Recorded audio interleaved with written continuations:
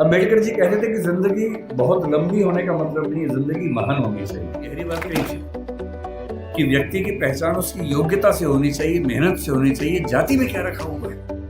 उन्होंने कहा, जाति ना पूछो साधु की, पूछ लीजिए ज्ञान।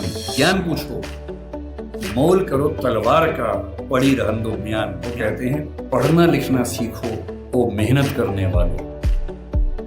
पढ़ना लिखना सीखो ओ मेहनत करने वालों, पढ़ना लिखना सीखो ओ भूख से मरने वालों। क ख ग घ को पहचानो, अलिफ को पढ़ना सीखो, अ आ इ ई को हथियार बनाकर लड़ना सीखो।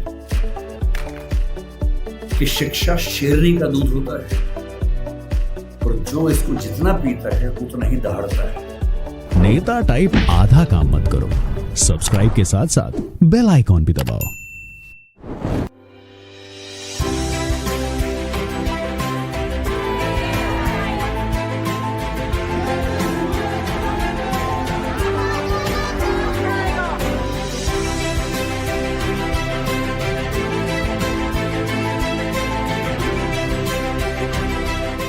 आरक्षण के पीछे का मूल तर्क क्या है? आप सोच के देखिए कि इस देश में कुल नौकरियां अगर मैं मान लूं केंद्र में तो 1 लाख के आसपास, जिनमें एससी समाज की 15,000 के आसपास होंगी। एससी समाज की कुल आबादी अगर हम देखें, इस समय 16% से ऊपर आबादी है। अगर 150 करोड़ दिमाग में रखने या 140 करोड़ रखे तो 23 करोड़ के आसपास आबादी दलित समाज की या एससी समाज की भारत में। 23 करोड़ में से अगर 15,000 लोग नौकरी पा लेंगे, क्या इससे दलित समाज की आर्थिक स्थिति बेहतर हो जाएगी? नहीं होगी, वो तो 15,000 की होगी। तो आरक्षण क्यों दिया जाता है? आरक्षण का उद्देश्य ये नहीं है कि लोग अमीर हो जाए, वो तो 15,000 होंगे। आरक्षण का उद्देश्य ये है कि जब पूरे एक गांव में एक दलित बच्चा या एसटी बच्चा या ओबीसी बच्चा आईएएस बनता है या जज बनता है, उस गांव के हर व्यक्ति को कॉन्फिडेंस आ जाता है कि दिक्कत आएगी तो मेरा छोटा भाई मेरे साथ खड़ा हुआ है और आपको वो छोटा भाई छोटी बहन बनना है। जिस दिन आप सफल हो जीवन में, आपके समाज ने बहुत आहुति दी है आपकी सफलता में और आप जिंदगी भर भी उनकी मदद करेंगे तो अपना उधार चुका नहीं पाएंगे। कोई ऐसा काम नहीं करना जो गैर कानूनी हो, जो असंवैधानिक हो, ऐसा नहीं करना है। अपनी नौकरी की हदों में रहना है, अपने नियमों का पालन करना है। लेकिन जैसे आप आईएएस बनेंगे, आपके परिवार में कोई संकट में होगा, आप उसकी हेल्प करेंगे।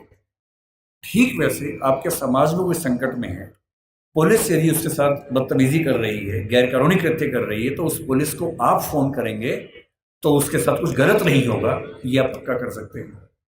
अंबेडकर साहब से सीखना चाहिए कि मैं जिस पृष्ठभूमि से हूं उस पर शर्माना नहीं है। उनको एक ही बात लगती थी कि मैं अपनी जिंदगी तो शानदार बना के गुजार सकता हूं, बड़ी बात नहीं है।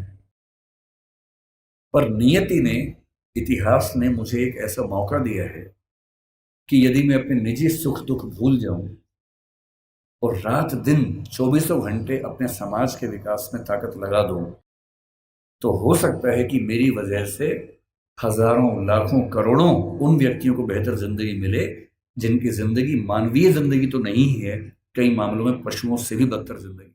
ये यूनिफॉर्म सिविल कोड आज सरकार कह रही है कि हम लेके आएंगे।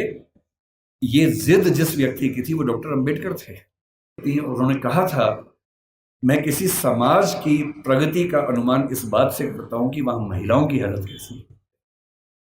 और यदि आज हिंदू समाज की महिलाओं को वो सारे अधिकार मिल पाए हैं जो हिंदू पुरुषों को मिलते हैं, तो उसके पीछे जिम्मेदार सबसे बड़ा यदि कोई व्यक्ति है तो वो डॉक्टर अंबेडकर है। इसलिए और यहां तक कहा कि तुम्हारे पैर में जूते हो ना हो, हाथ में किताब होनी चाहिए।